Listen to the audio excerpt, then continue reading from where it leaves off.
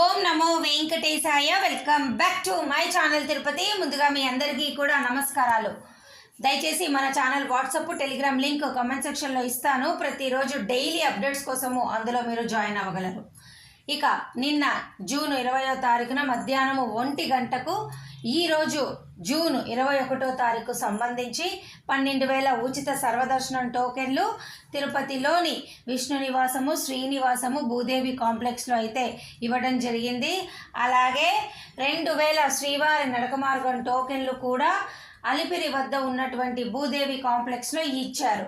ఇవన్నీ కూడా మధ్యాహ్నము 2:30 కల్లా అయిపోయాయి. అంటే కేవలము 1:30 లోపలే ఈ టోకెన్లన్నీ కూడా అయిపోయాయి. దూర ప్రాంతం వారు ఈ విషయాలన్నీ తెలుసుకొని సర్వదర్శనం కోసం రావాల్సిందిగా విజ్ఞప్తి. అలాగేనండి, ఇక నిన్న జూన్ 20వ తారీఖున దాదాపు 93,303 మంది స్వామివారిని దర్శనం చేసుకున్నారు. 41,688 మంది తలనీలాలు ఇవ్వడం జరిగింది.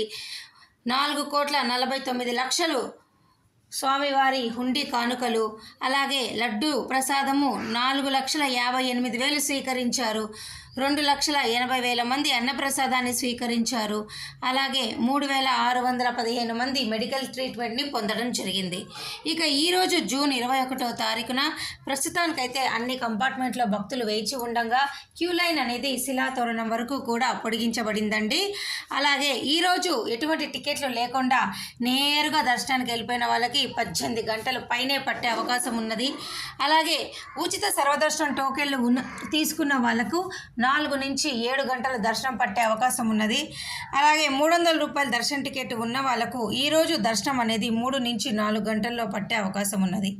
ప్రస్తుతానికి అందరికీ కాలేజీలు, స్కూలులు అన్నీ తెరిచారు కాబట్టి రద్దీ తగ్గింది. కానీ ఈరోజు ఆదివారము, నిన్న శనివారం కాబట్టి రద్దీ కాస్త ఎక్కువగా ఉంటుంది. తిరిగి రేపు కాస్త సోమవారం రద్దీ ఉన్న మంగళవారం నుంచి కొంచెం తగ్గుతుందండి.